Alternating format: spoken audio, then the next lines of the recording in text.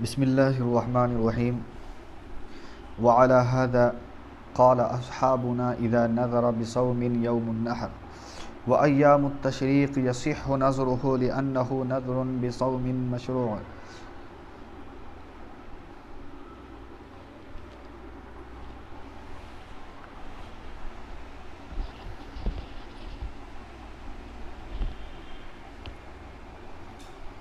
बहस चल रही थी कि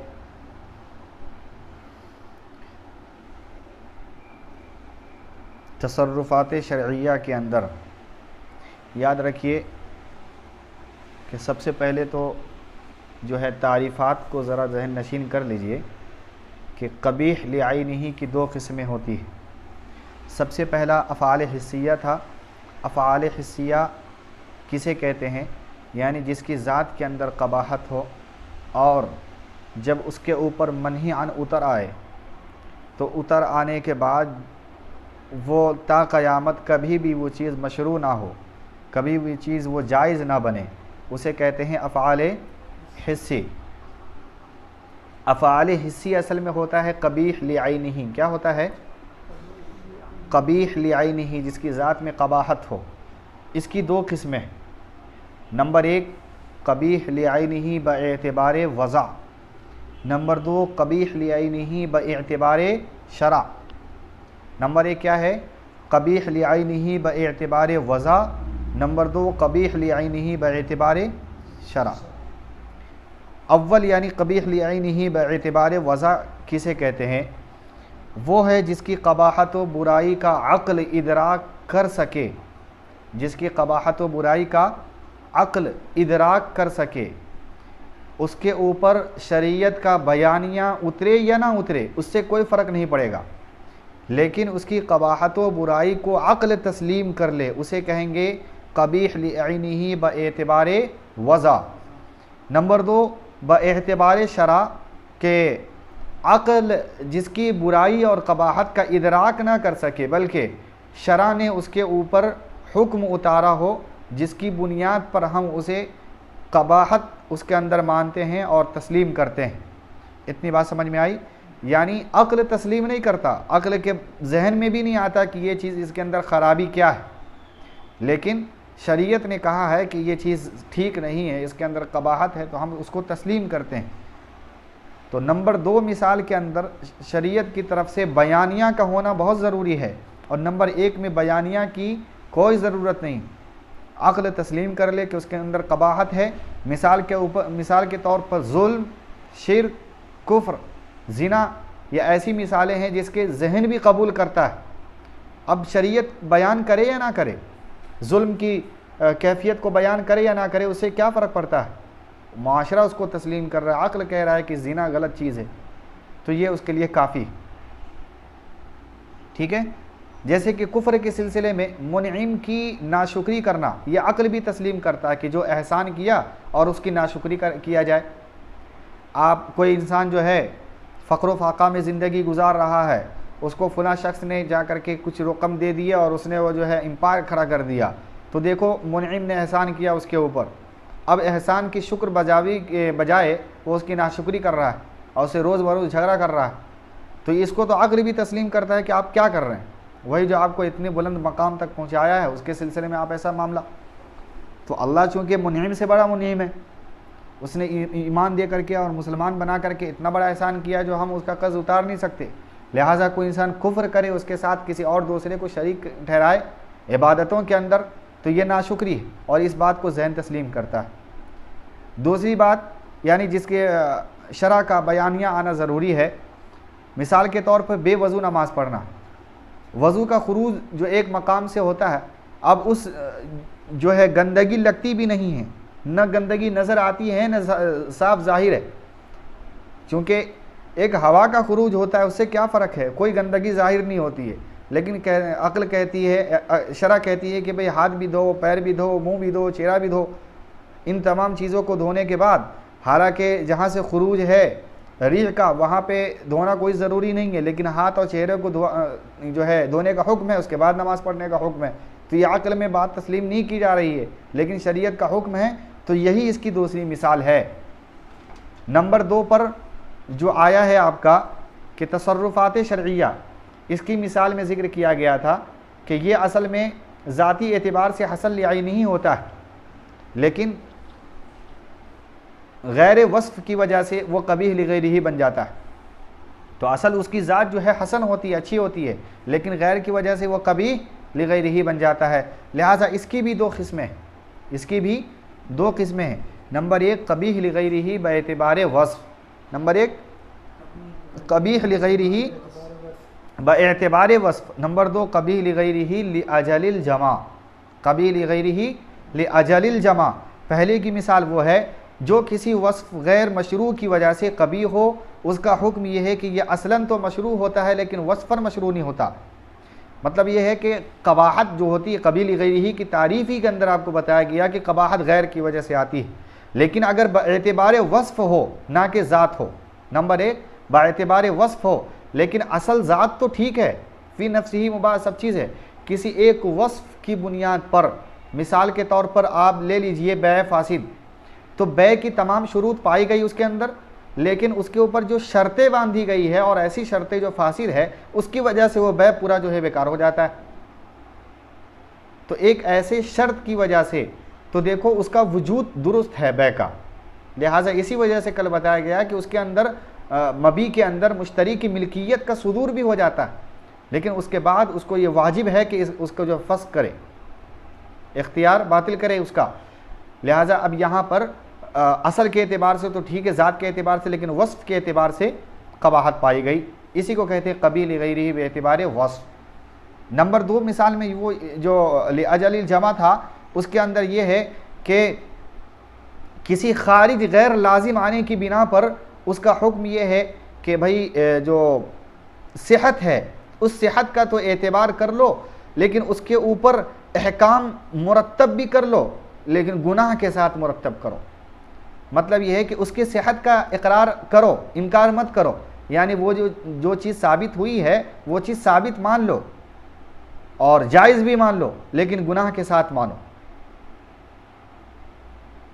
तो लिअजलिल जमा, गुनाह के साथ मानना और उस ज़ात को मुकम्मल तरीके से अतम मानना, यानी जो भी अदा किया जाए वो अदा को अदा ही मानना, उसको कज़ा और फस्क करने का भी इख्तियार ना देना, लेकिन बस गुनाह होना उसके ऊपर, इसे कहते हैं कबीह लिगैरिही लिअजलिल जमा।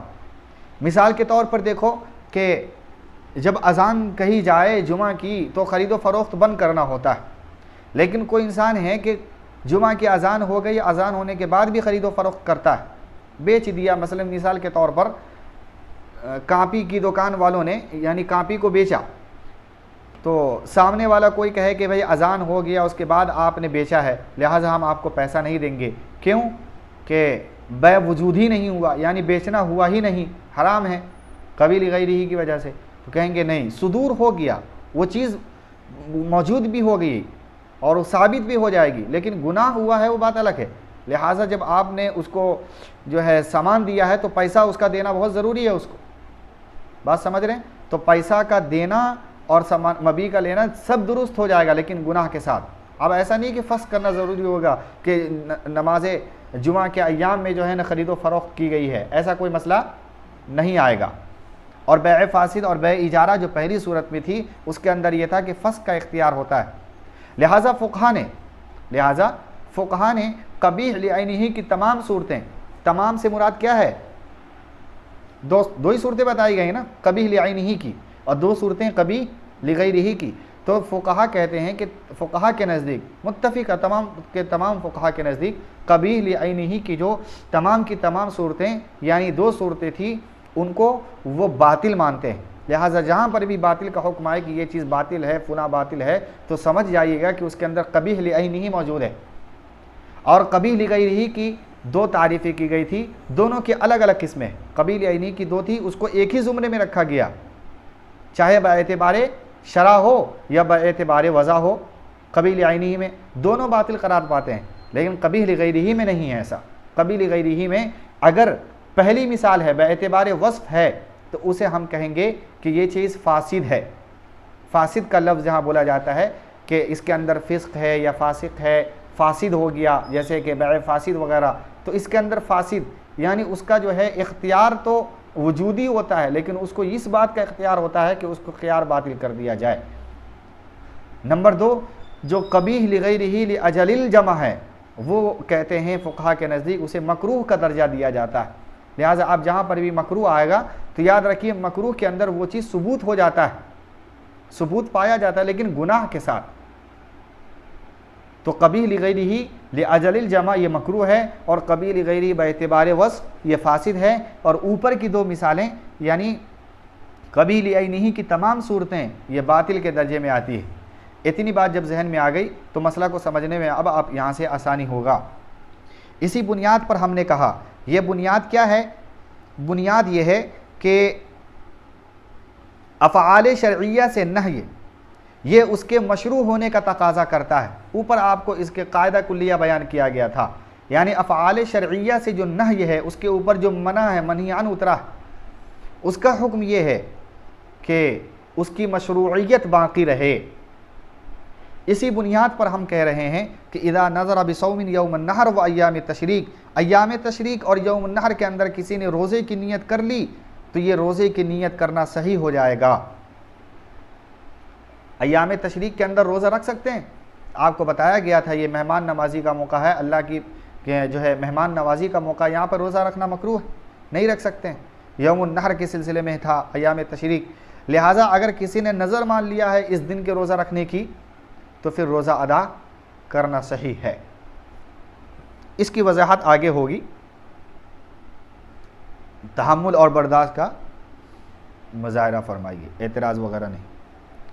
वअला हादा कुल्ला लिअन्नहु नज़रुन बिसौमिन मशरू', इसलिए कि ये एक मशरू रोज़ा की नज़र करना है। वकज़ालिका लौ नज़रा बिस्सलात फ़ी औक़ातिल मकरूहा, अगर कोई शख्स औक़ात मकरूहा में नमाज की नज़र मान ले कि मैं औक़ात मकरूहा फ़र्ज़ कर लीजिए कि सूरज जब गुरूब हो रहा उस वक्त में नमाज़ पढ़ूँगा, इसकी कोई नज़र मान लेता है तो ये भी सही, ठीक है। यस्सिहु लिअन्नहु नज़रा इबादतुल मशरूआ, वजह इसकी यह है कि ये इबादत मशरूआ है, और इबादत मशरूआ मशरू चीज़ की नज़र मानना ये जायज़ है। क्या बताना चाह रहे हैं मुसन्निफ़ अलैहिर्रहमा? फरमाने कि देखो हमने आपको बताया था कि अफ़आल शरइया के ऊपर जो नह्य वाक़ई होता है उसकी मशरूइयत का तकाज़ा करता है। लिहाजा देखो नमाज पढ़ना और औक़ात जो वक्तें हैं वो फ़ी नफ्सी ही गलत नहीं, जो औक़ात मकरूहा है वो फ़ी नफ्सी ही गलत नहीं। लिहाजा जब फ़ी नफ्सी ही गलत नहीं है तो उसके ऊपर नज़र मानना कैसे गलत हो सकता है? जब इतनी बात आ गई तो नज़र जब मान लिया वो भी सही हो गया तो उसका पूरा करना उन्हीं औक़ात मकरूहा में भी जायज़ होगा। लेकिन नबी अलैहिस्सलातु वस्सलाम की हदीस है कि भाई मासियत के ऊपर यानी गुनाह के ऊपर अगर कोई नज़र मानता है तो ये सही नहीं है, और औक़ात मकरूहा ये एक जो है मना की हुई चीज़ है, इसके अंदर नमाज ना पढ़ने की ताकीद है, लिहाजा मनहियान उसके ऊपर उतरा है।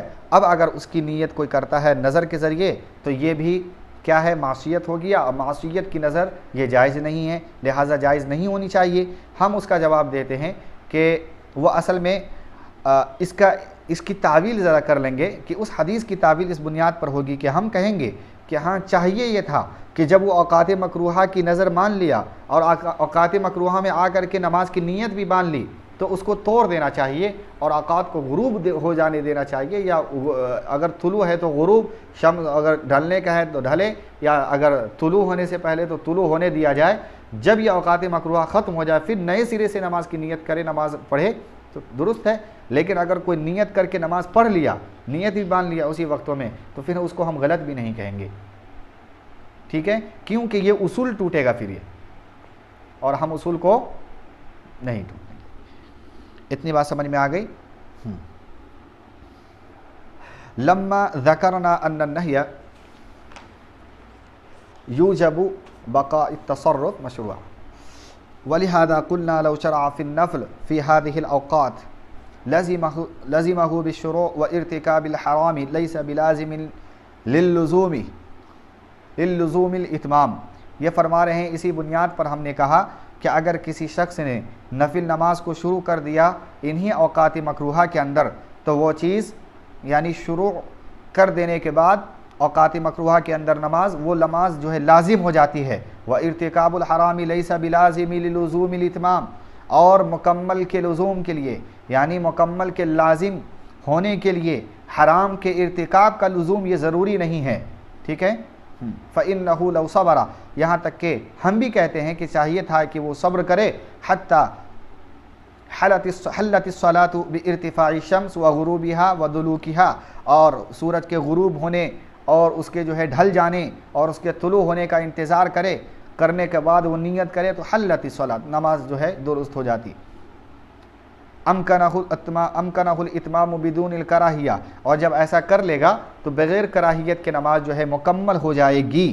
वबिही फ़ारक़ा सौम यौमुल ईद फ़इन्नहु लौ शरअ फ़ीही ला यल्ज़िमुहु इत्माम इंद अबी हनीफ़त व मुहम्मदुन, और फरमा रहे हैं कि इससे ये फ़र्क वाज़े हो गया, यानी लुज़ूम नफ़ल से, नफल के रोज़े के लुज़ूम से ये फ़र्क वाज़े हो गया कि ईद के दिन की सूरत में अगर कोई रोज़े की नीयत कर ले ईद के दिन और फिर उसके बाद वो उसकी क़ज़ा भी करना चाहे ईद ही के दिन यानी यौमुन नहर के दिन, तो ये जायज़ नहीं है। क्यों कि यहाँ पर नबी अलैहिस्सलातु वस्सलाम का फरमान है और अल्लाह के इकराम यानी ज़ियाफ़त भी एक तरफ हो और जो है रोज़ा भी रखा जाए यानी उसके हुक्म भी टूटे, दोनों एक साथ करना मुहाल है। लिहाजा दोनों यानी हिल्लत और हुर्मत जमा नहीं हो सकते एक साथ, लिहाजा हम कहेंगे कि वहाँ पे रोज़ा को तोड़ देना चाहिए। लिहाजा अगर रोज़ा को तोड़ दिया जाएगा तो रोज़ा के तोड़ देने में फिर एक इख्तिलाफ आया। इमाम आज़म अबू हनीफ़ा फरमाते हैं कि रोज़ा को जब तोड़ दिया रख लेने के बाद तो उसकी जो है वजूदी कैफियत यानी उसका हक़ अदा हो गया, उसकी क़ज़ा जो है मुकम्मल हो गई। लेकिन बाकी लोग कहते हैं कि क़ज़ा दोबारा असर नौ दूसरे दिनों में अदा करेगा। वही फरमाना चाह रहे हैं यहाँ पर कि ला यल्ज़िमुहु इत्माम, उसका मुकम्मल होना लाजिम नहीं आता इंद अबी हनीफ़ता व मुहम्मद। ठीक है। लिअन्नल इत्मामा ला यनफ़क्कु अनिल इर्तिकाबिल हराम, वजह इसकी ये है कि मुकम्मल होना यह हराम के इर्तिकाब होने के साथ साथ होगा। व मिन हादन नौ, और इसी नौ के एतबार से, और ये नौ क्या है, ये नौ जो बयान किया जा रहा है ये है मनही अन फ़ी गैरिही, मतलब ये है कि इससे पहले जो आपको बताया गया यानी हराम कबीह लिगैरिही, तो कबीह लिगैरिही की जो तारीफ़ में ज़िक्र की गई है उसी के किस्म से यानी उसका ज़मीमा और ततिम्मा है। ये क्या है ये कि वतियुल हाइज़ फ़इन्न नहय अन क़ुरबानिहा बएतिबारिल अज़ा, उसी का ततिम्मा है कि अगर कोई हाइज़ा औरत से वती कर ले, हाइज़ा औरत से वती करना जबकि उसके पास वती करने के सिलसिले में उसकी गंदगी से बचने के ऊपर नही वारिद हुआ है।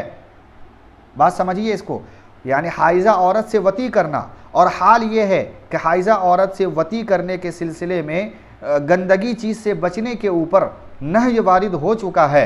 कुरान के अंदर ये इरशाद है यसअलूनका अनिल महीज़, आपसे सवाल किया जाता है इस मुताल्लिक, तो कुल हुआ अदन फ़अतज़िलुन निसा, आप फरमा दीजिए कि ये गंदगी है और फ़अतज़िलुन निसा फ़िल महीज़, अब मर्द को चाहिए कि उन औरतों से हैज़ अय्याम हैज़ के ज़माने में एतज़ाल करे और उसको छोड़े रखे, उसके करीब न जाए। वला तक़रबूहुन्ना हत्ता यतहुर्न वला तक़रबूहुन्ना, और यहाँ तक कि वो जब मुकम्मल पाक साफ़ हो जाए उसके बाद ही उसके पास जाए। वलिहादा कुलना, अब ये जो इरशाद फरमा दिया गया, क्यों फरमाया गया, उसकी वजह यह है कि उससे क्या है तकलीफ़ को दूर करना, गंदगी को दूर करना, गंदगी के करीब ना जाने की बुनियाद पर हराम हुआ है। लिहाजा देखो अयाम हैज़ के सिलसिले में ये हैज़ का जो ज़माना है वो सरासर गंदगी चीज़ है, अब गंदगी की जगह पर जाने से मना किया गया है। लिहाजा वहाँ पर अदाए मुज़र्रत के लिए और इसी तरीके से हराम जो कहा गया है, नाजायज़ जो कहा गया है इस सिलसिले में वती करने को, और हराम की हिल्लत जो आई है वो ये है कि गंदगी चीज़ से बचाना है। लेकिन याद रखिए कि जहाँ पर किसी फ़ेल हराम के बचने के ऊपर तरकीब दी जा रही हो और उसका जो है इर्तिकाब कर लिया जाए तो उसके ऊपर अहकाम मुरत्तब होते हैं, जैसे कि आपके सामने मसला को 2-2-4 की तरह वाशगाफ किया जाएगा। वला तक़रबूहुन्ना हत्ता यतहुर्न वलिहादा कुलना, ये जो आयत कुरानिया है इसी बुनियाद पर हम कहते हैं यतरत्तबुल अहकाम अला हादल वती, यानी वती के इस वती के ऊपर अहकाम मुरत्तब होंगे, इस वती के ऊपर अहकाम मुरत्तब होंगे। यानी वती किस हालत में की गई है, अय्याम हैज़ के अंदर।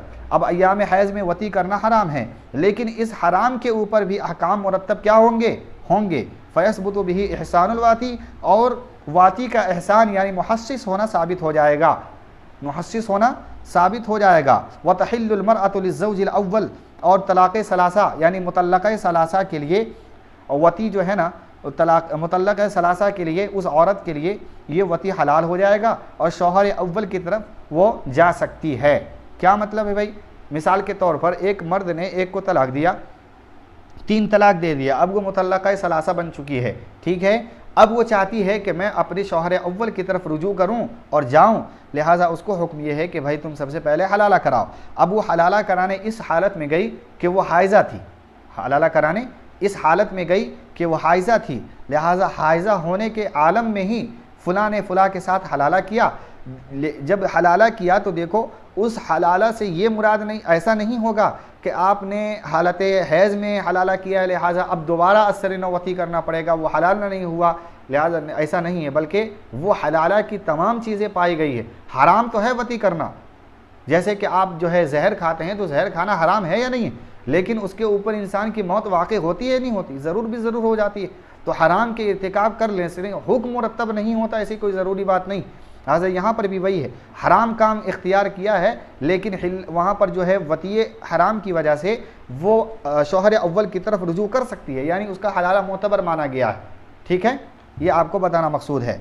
तो वती औरत के सिलसिले में ये हलाल हो जाएगा शौहर अव्वल की तरफ लौटने के सिलसिले में। वयस्बुतु बिही, और इसी के ऊपर और भी अहकाम मुरत्तब होते हैं, मसलन महर, इद्दत, नफ़क़ा।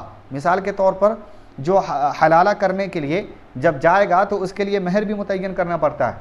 मसलन फ़ुला शख्स की बीवी, फ़ुला ने फ़ुला अपनी बीवी को तलाक दिया, अब वो जो है फ़ुला के पास, दूसरे फ़ुला के पास गए जो है हलाला कराने के लिए, तो ऐसा नहीं है कि वो जाए और रात में सो करके आए और हलाला हो गया, बल्कि उसके लिए बाज़ाब्ता निकाह करना पड़ता है, महर को मुतय्यन करना पड़ता है, ठीक है। और उस हलाला से निकलने के लिए शौहर अव्वल की तरफ रुजू करने तलाक देनी पड़ती है। तो अब जब तलाक दिया जाएगा तो फिर इद्दत भी गुजारनी पड़ती है। जब इद्दत गुजारेगा तो फिर नानो नफ़का भी शौहर के ऊपर जो है ना, यानी हलाला करने वाले शौहर के ऊपर वाजिब हो जाता है उस औरत को देने के लिए। तो महर लाजिम होगा, नफ़का लाजिम होगा, सुकना लाजिम होगा, और इसी तरीके से इद्दत लाजिम होगा औरत के ऊपर। तो इन तमाम सूरतों में जो ये लुज़ूम आ रहे हैं, ये बताया ये जा रहा है कि हलाला हो गया है फ़ी नफ्सिही, चाहे वो वती हराम की सूरत में हो या वती हलाल की सूरत में हो, लेकिन हलाला हो गया है, यही आपको बताना मकसूद है यहाँ पर। तो कुलना यतरत्तबुल अहकाम अला हादल वती फयस्बुतु बिही इहसानुल वाती, वाती का एहसान मुरत्तब हो जाएगा। व तहिल्लुल मरअतु लिज़्ज़ौजिल अव्वल वयस्बुतु बिही हुक्मुल महरी वल इद्दत वन नफ़क़ा वलौ इम्तनअत अन तमकीन लिअजल इस्सिदाक़ कानत नाशिज़तुन इंदहुमा फला तस्तहिक़्क़ु नफ़क़त व हुर्मतुल फ़िल से अलग इबारत है। यहाँ तक देखिए, मिसाल के तौर पर वलौ इम्तनअत अन तमकीन, बीवी ने पहली मर्तबा जो है शौहर को अपने ऊपर जो है इजाज़त बुज़ा दे दिया, यानी उसने कहा कि ठीक है आप हमारे साथ क्या कीजिए, हम बस्तरी कीजिए। हालांकि महर जो मुतय्यन किया था वो ज़ाहिर बात है कि वती करने से पहले पूरी महर मुअज्जल होती है और एक मुअज्जल होती है। तो महर मुअज्जल जो है देनी बहुत ज़रूरी होती है। अगर आपने मुतय्यन कर दिया है महर मुअज्जल तो वती से पहले अदा करना ज़रूरी है। अब शौहर वती की रात में गया और कहा कि मैं आपको जो है अभी महर नहीं दे सकता हूँ, मुअज्जल ही नहीं दे सकता हूँ, कल दे दूँगा। अब जो है वती बीवी बोली ठीक है कल सुबह दे दीजिएगा, आज जो है आप वती कर लीजिए, इजाज़त दे दी। अब शौहर ने उसके साथ वती किया। अब दूसरा दिन हुआ तो फिर शौहर इनकार किया कि मैं आपको कल दे दूँगा। अब बीवी कह रही है कि नहीं, आप कल भी बोले थे और अब मैंने आपको इजाज़त दे दी वती करने का, और आज भी कह रहे हैं, इस तरह कब तक चलता रहेगा। लिहाजा जब तक अब पैसा नहीं देंगे, महर नहीं देंगे, मैं अपने आप को बुज़ा के ऊपर आपको इख्तियार मिल्क हासिल नहीं करने दूंगी, यानी अब मैं आपके साथ वती नहीं करूँगी जब तक आप मेरा पैसा नहीं दे देते हैं। तो यहाँ पर जो है इमाम अबू हनीफ़ा के अलावा बाकी दीगर लोग, यानी इमाम अबू यूसुफ़ और इमाम मोहम्मद कहते हैं कि अब उसके लिए इजाज़त नहीं है, वो नाशिज़ा है यानी नाफरमान है। अगर उसको ऐसा ही करना था तो पहले ही दिन करती, यानी पहले ही दिन अपने ऊपर इख्तियार नहीं देना चाहिए था।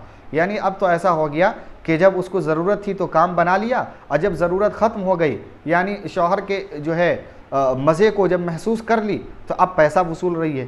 लिहाजा ये चीज़ इख्तियार नहीं है।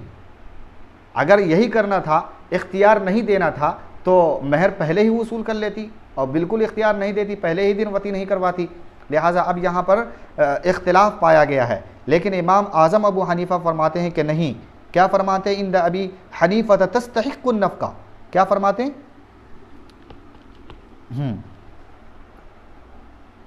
बात समझे?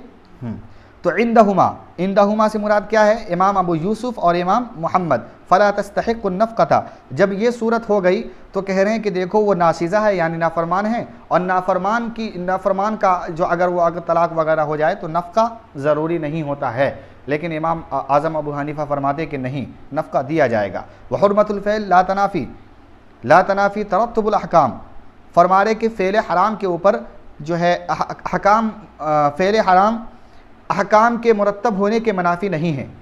व हुर्मतुल फ़िअल ला तनाफ़ी तरत्तुबुल अहकामा, अहकाम के मुरत्तब होने के, यानी फ़ेल हराम अहकाम के मुरत्तब होने के मुनाफी नहीं है।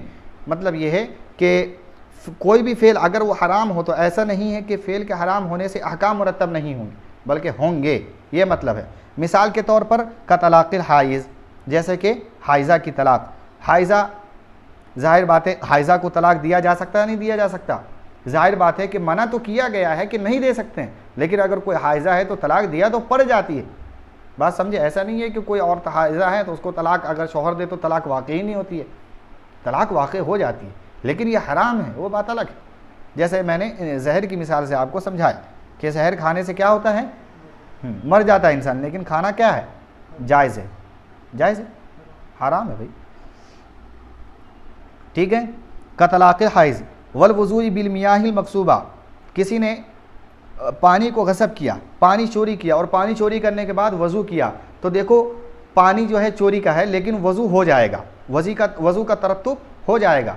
यानी हराम फ़ेल से ऐसा नहीं है कि अहकाम भी मुरत्तब नहीं होते, अहकाम मुरत्तब हो जाते हैं। लिहाजा अगर किसी ने किसी का सामान चोरी किया, पानी चोरी किया, और पानी चोरी करने के बाद वज़ू किया, वज़ू के बाद नमाज़ पढ़ा, तो वज़ू भी जायज़ है, नमाज भी जायज़ है। ऐसा नहीं है कि हराम। अब कोई कहे चोरी के सामान से पानी जो है, पानी चोरी का था, उससे नमाज़ पढ़ रहे, इसकी नमाज भी नहीं होती। अगर ऐसा कोई कहता है कि इंसान का इसके जिस्म पे कपड़े हराम के, पानी हराम का, खाना हराम का, पीना हराम का, ये नमाज़ पढ़ रहा है, हर एक एक चीज़ हराम की है, तो देखो वो फ़ी नफ्सी वो चीज़ जो मुर्तकिब हुआ है वो हराम तो है, लेकिन उसके बाद जिस चीज़ की अहकाम मुरत्तब हुए हैं और उसको जो अदा कर रहा है तो उसको अलग चीज़ मसला है। फ़ी नफ्सी हराम का ज़िम्मेदार तो है, लेकिन ऐसा नहीं है कि अहकाम भी मुरत्तब नहीं होंगे, उसके अहकाम मुरत्तब हो जाते हैं।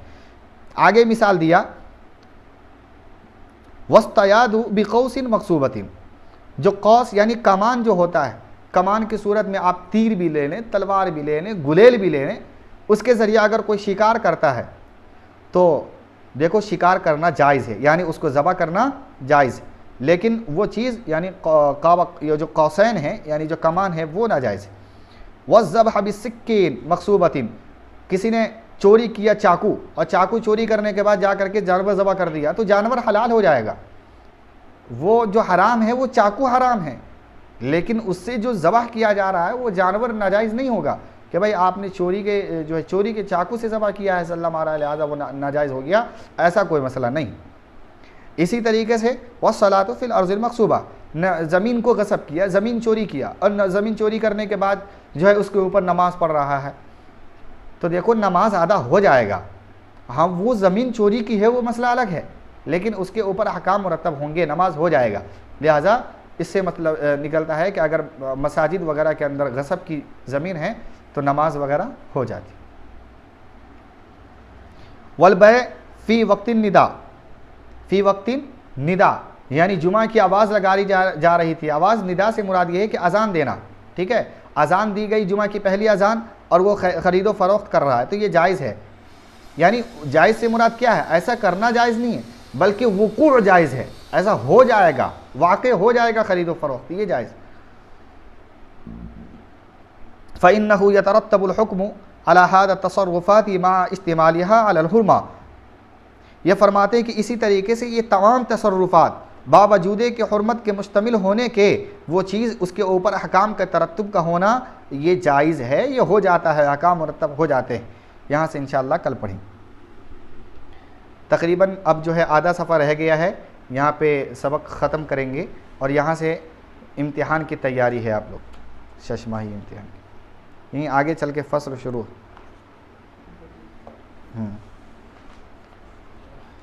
50 सफ़े यानी 49 सफ़े के आपको इम्तिहान देना है। शशमाही